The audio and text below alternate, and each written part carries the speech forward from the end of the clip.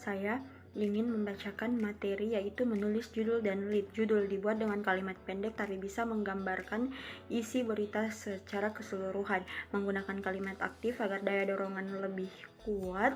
Hindari penulisan judul yang sensasional dan berlebihan sehingga terkesan menipu pembaca. Kata-kata berbentuk pasif tidak boleh dihilangkan awalnya, misalnya wartawan, pukul, pas prem. Jenis judul, ada beberapa jenis judul yaitu judul puitis, menekankan keindahan permainan kata, judul bombastis berbau provokasi atau ajakan seperti pecat saja materi, tidak becus polisi bombardir demonstran. Dan ada judul nyeleneh atau nyetrik, mengomentari peristiwa SBY, mendingan bobok saja, banyak materi yang tak terdepak. Judul analogi terhadap ungkapan yang sudah sangat dikenal, seperti contohnya habis banjir terbitlah asap, sedia perahu sebelum maju. Judul kutipan dan perkataan narasumber, contohnya Pekanbaru tetap bersih. MK, pilkada harus diulang.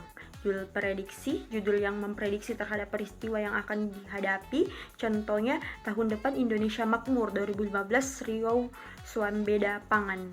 Judul formal, memberi penjelasan apa yang terjadi dengan kata-kata yang cenderung formal, contohnya Gubernur Riau menjamu SBY di Labersa, mahasiswa mendemo gubernur. Kutipan adalah catatan referensi seorang ahli atau penulis yang dikutip dari sebuah buku yang gunanya untuk menjelaskan dan mendukung argumen atau pendapat si penulis. Unsur-unsur kutipan yang pertama, nama pengarang, tahun terbit, serta nomor halaman yang dikutip. Macam-macam kutipan, yaitu yang pertama, kutipan. Kutipan adalah pengambilan sebagian pendapat orang lain tanpa mengadakan perubahan. Yang kedua, ringkasan. Ringkasan adalah mengambil pendapat dengan mengubahnya menjadi bentuk yang lebih singkat. Yang ketiga, prafarsa. Prafarsa adalah mengambil sebagian pendapat orang lain dengan menguraikannya menjadi bentuk lain atau yang lebih panjang. Beberapa hal yang perlu diperhatikan untuk menampilkan kutipan dalam karangan. Yang pertama, jika nama pengarang dituliskan sebelum isi kutipan, buat terlebih dahulu pengantar kalimat yang sesuai dengan keperluan. Kemudian, tulis nama akhir pengarang, tahun terbit, titik 2, dan nomor halaman yang berada di dalam kurung. Contoh, penghijauan sering disebut dengan istilah reboisasi, yakni penanaman kembali area hutan yang gundul. Secara lebih lengkap, Setiawan dalam kurung 2002.217 mengatakan penghijauan adalah suatu usaha yang meliputi kegiatan-kegiatan penanaman tanaman keras, rerumputan, serta pembuatan teras dan bangunan pencegah erosi lainnya. Kegiatan ini dilakukan di area yang tidak termasuk area hutan negara atau area lain, berdasarkan rencana tata guna tanah yang tidak diperuntukkan sebagai hutan. Jika nama pengarang dicantumkan setelah bunyi kutipan, buat dahulu pengantar kalimat yang sesuai dengan keperluan. Setelah itu, tampilkan kutipannya. Kemudian tulis nama pengarang, tanda koma, tahun terbit, titik 2, nomor halaman di dalam kurung, lalu akhiri dengan tanda titik. Peristiwa banjir bandang dan tanah longsor yang sering terjadi memang merupakan peristiwa mengerikan. Peristiwa itu terjadi secara tiba-tiba di saat orang tidur lelap. Salah satu cara efektif yang harus dilakukan adalah dengan melakukan penghijauan, yakni suatu usaha yang meliputi kegiatan penanaman tanaman keras, rerumputan, serta pembuatan teras dan bangunan pencegah erosi lainnya di area yang tidak termasuk area hutan negara atau di area lain, berdasarkan rencana tata guna tanah yang tidak diperuntukkan sebagai hutan. Dalam kurung Setiawan, 2002.217. Jika nama pengarangnya lebih dari 2, Yang disebutkan hanya nama pengarang pertama dengan menambahkan et al titik koma atau DKK titik dalam kurung dan kawan-kawan. Jika dirumuskan bagaimana hubungan arsitektur dan arsitek, Sulardo, DKK dalam kurung 2002. Jika dirumuskan bagaimana hubungan arsitektur dan arsitek, Sulardo, DKK dalam kurung 2003.2 10-11 mengatakan bahwa arsitektur adalah perpaduan ilmu dan seni, sedangkan arsitek adalah orang yang menciptakan ruang sehingga melahirkan bentuk-bentuk arsitektur yang beraneka ragam. Jika kutipan terdiri atas 5 baris atau kurang dari 5 baris, penulisannya seperti terlihat dalam contoh 1, 2, dan 3, yakni kutipan dimasukkan langsung ke dalam teks dengan jarak 2 spasi. Adapun kutipan yang lebih dari 5 baris dicantumkan di bawah teks dengan jarak 1 spasi, menjorok ke dalam sekitar 5 huruf baik di sebelah kiri maupun kanan tanpa diberi tanda petik. Tidak semua jenis tanaman cocok digunakan untuk penghijauan. Pemilihan tanaman disesuaikan dengan jenis tanah yang ada, seperti dikatakan oleh Setiawan dalam kurung 2002.224 sebagai berikut. Bagi tanah-tanah yang sudah kritis, tentunya aspek penghijauannya lebih dominan daripada aspek produksinya. Untuk jenis tanah seperti ini, penanah bibit dari biji merupakan pilihan yang paling baik. Hal ini disebabkan bibit dari biji mempunyai akar yang lebih dalam dan batang yang lebih kokoh dibandingkan bibit congkokan. Selain di tanah yang kritis sekali, bibit dari biji juga baik digunakan untuk tanaman peneduh yang tidak memperhatikan aspek produksi sama sekali.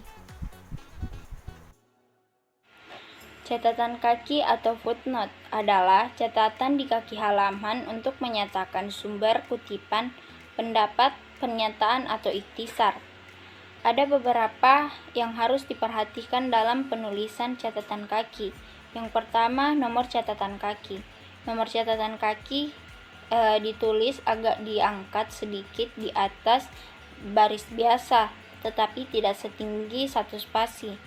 Kemudian catatan kaki juga ditulis seperti permulaan alinea baru, dan apabila terdapat lebih dari 1 baris, maka baris selanjutnya itu ditulis di garis margin atau tepi teks biasa. Kemudian yang kedua, nama pengarang ditulis menurut urutan nama aslinya, dan apabila memiliki gelar tidak perlu dicantumkan.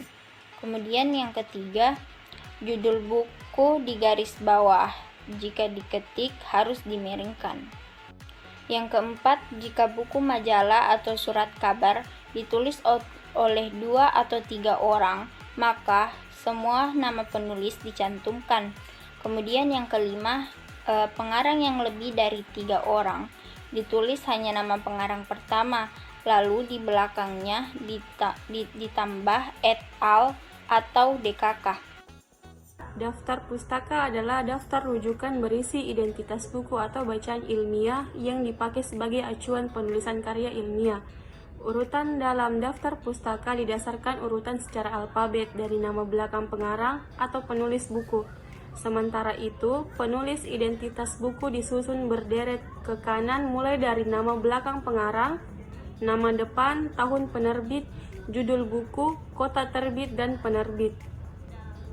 Beberapa hal yang perlu diperhatikan dalam penulisan daftar pustaka. Yang pertama, urutan penulisan daftar pustaka adalah nama penulis buku, tahun terbit, judul buku, tempat terbit, dan nama penerbit. Dalam penulisannya, setiap unsur diakhiri dengan tanda titik, kecuali antara tempat terbit dan nama penerbitnya digunakan tanda titik atau titik 2. Yang kedua, jika penulis buku hanya 1 orang dan namanya terdiri atas 2 unsur kata atau lebih, penulis nama harus dibalik, unsur nama yang belakang diletakkan di bagian awal. Yang ketiga, jika penulis buku terdiri atas 2 orang dan setiap orang namanya terdiri atas 2 unsur atau lebih, unsur nama yang dibalik adalah nama penulis pertama. Nama penulis kedua tetap ditulis seperti aslinya. Yang berikutnya, judul buku dicetak miring atau di garis bawah. Penulis buku, penulisan seluruh isi daftar pustaka disusun secara urut berdasarkan abjad. Contoh, bangun, A, P, 2004, tulisan miring menangkal penyakit dengan jus buah dan sayuran. Depok, 2, Anggromedia Pustaka, Selanjutnya, Damono, Sapardi Djoko, 1983, tulisan miring, perahu kertas, Jakarta, 2, Balai Pustaka. Selanjutnya, Aneste, Pamusuk, 1982, tulisan miring, proses kreatif, 2, mengapa dan bagaimana. Selanjutnya, saya mengarang, tulisan miring, Jakarta, 2, Gramedia. Selanjutnya, Pratama, Bagas dan Manurung Sembiring, 2004, surat menyurat bisnis, tulisan miring. Berikutnya modern, Bandung, 2, Pustaka Setia.